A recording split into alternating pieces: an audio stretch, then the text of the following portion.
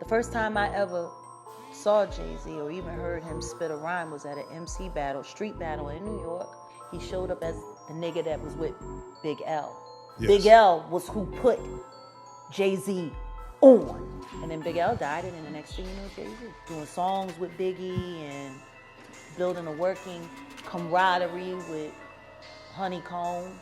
And then Biggie died, Tupac died. There was the fight between who was the top rapper now, Nas and Jay-Z. And then the next thing you know, Nas has a nervous breakdown and he's taken out of the game, and it's all Jay-Z. He will slump anyone in any relationship for $1. Look at how he did Dame.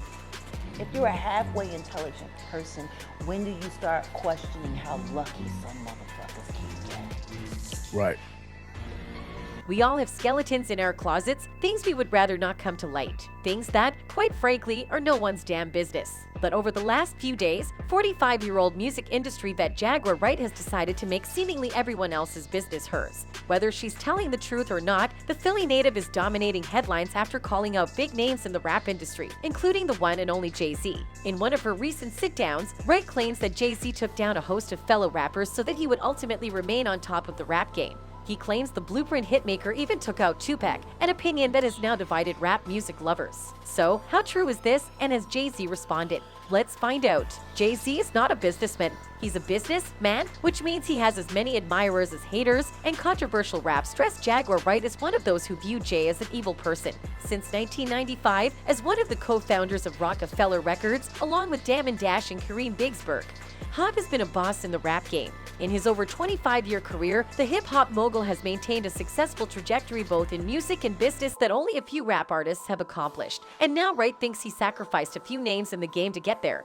Let's begin with one of Jay's biggest achievements, the first ever billionaire in hip-hop. And no, it wasn't Dr. Dre. But before that, the Brooklyn rhymer has been making boss moves in his career. One of his first was his appointment as president and CEO of Def Jam Recordings in 2003. Several years later, Jay secured a multi-million deal with Live Nation to form Roc Nation. According to Wright, when Hov entered the game, he was a nobody up until he sacrificed his mentor Big L, then went on to take out king of gangster rap Tupac Shakur and even used his charm to throw his then competitor Nas into a mental breakdown, all in an attempt to remain alone at the top. But first things first, Jay-Z is universally known. But who the hell is this damning Lady Jaguar Wright? Jaguar Wright, whose real name is Jacqueline Suzette Wright Johnson, was born on May 17, 1977. The controversial American singer was born and raised in New Jersey before moving to Philadelphia at the age of 12.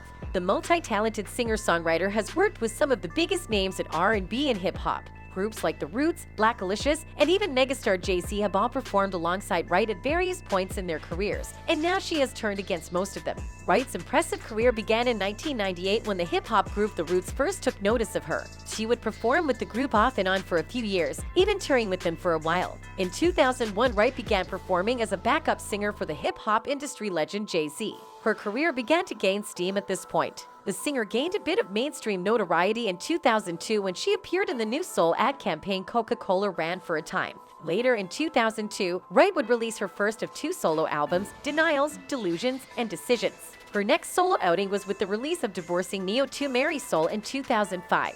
But despite getting a helping hand from Queen Bee's husband, Wright, known as one of the most polarizing figures in the music industry, started making scandalous accusations about several rappers. Wright soon began airing out dirty laundry. She has come after stars The Roots, P. Diddy, Mary J. Blige, Alicia Keys, Summer Walker, Jennifer Lopez, and even her ex, Common.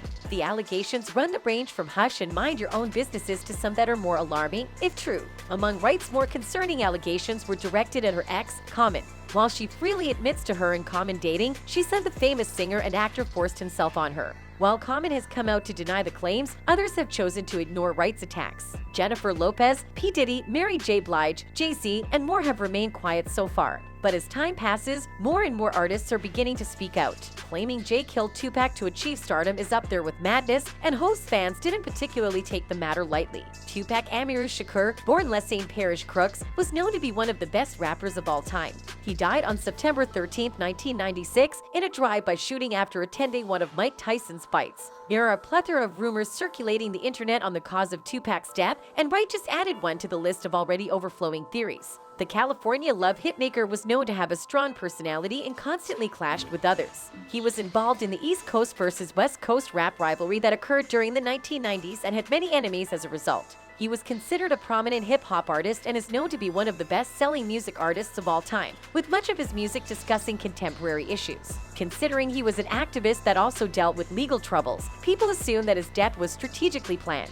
One of the most popular theories behind Tupac's death is the Machiavelli-Casanova theory, stating that Pac faked his own death because he was inspired by the philosopher Niccolò Machiavelli, who favored the notion of faking one's death to gain an advantage over his or her enemies. The rapper eventually changed his stage name to Machiavelli, which references the philosopher and is an anagram of him alive K. The K in this anagram is thought to allude to a present-day rapper named Casanova the Don, who vocally compares to the likes of Tupac. Furthermore, Casanova the Don released a song called Mystery that contains lyrics that allude to Tupac and his fake death. But not even such theories have swayed Wright, and she believes that Jay-Z's success both in music and business is tightly connected to eliminating his enemies. Apart from his incomparable music catalog and successfully running a record label, Hav also achieved success in the digital space. In 2013, he secured an unprecedented $5 million Samsung deal to release his album Magna Carta Holy Grail exclusively on their smartphones. 2 years later, Jay threw his hat into the competitive streaming game with the launch of his streaming platform Tidal. Musically, the New York native also accomplished something that will undoubtedly continue to generate wealth for him: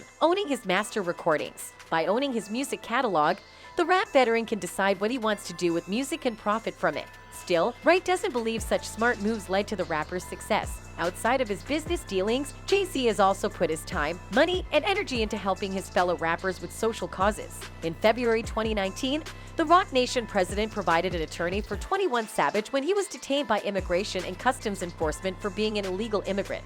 That same year, he also assisted in Meek Mill's crusade for criminal justice reform. Back in the day, both Jay-Z and Tupac Shakur got into their fair share of squabbles with other rappers and, at one point, were even in one themselves. The late 1980s and early 90s were regarded as hip-hop's golden age, and the Notorious B.I.G. and Tupac Shakur were two of the biggest names to emerge from this period.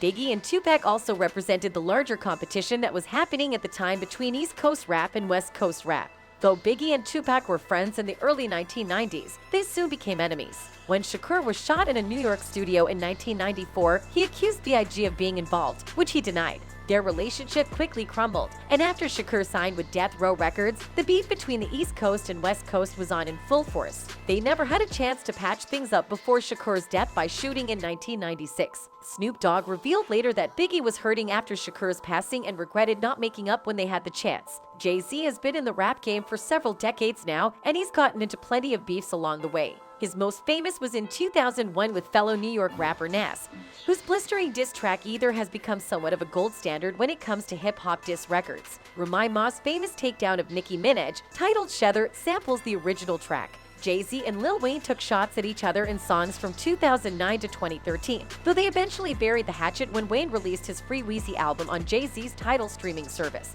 Fat Joe took shots at Hob in his 2004 hit Lean Back, which Jay-Z quickly returned himself. Hoover has also gotten into it with the likes of Cameron and more, but none of them has ever accused him of murdering Tupac. Both Jay-Z and the Notorious B.I.G. hail from Bedford-Stuyvesant in Brooklyn, New York. Their 1996 collaboration, Brooklyn's Finest, was a huge moment for both of them, especially for Jay-Z, who was the new rapper on the block at the time. But it was also the source of beef between Jay-Z and Tupac. Both Jay and Big took friendly jabs at each other on Brooklyn's Finest, but it was one line from Biggie that upset Tupac. Big did something he never did with other rappers. He mentioned Tupac by name. Tupac went on to diss Jay-Z on Bomb First, My Second Reply, and Friends, both of which were recorded just a month before he died in September 1996. Interestingly enough, Tupac also took shots at Nas on Bomb First, My Second Reply, but the two rappers squashed their beef at the 1996 MTV Video Music Awards, just 3 days before Tupac's death. Could this be the reason why Wright believes Jay-Z had a hand in Tupac's death? Stay tuned for more info on this. And that's it from us today. Until next time, bye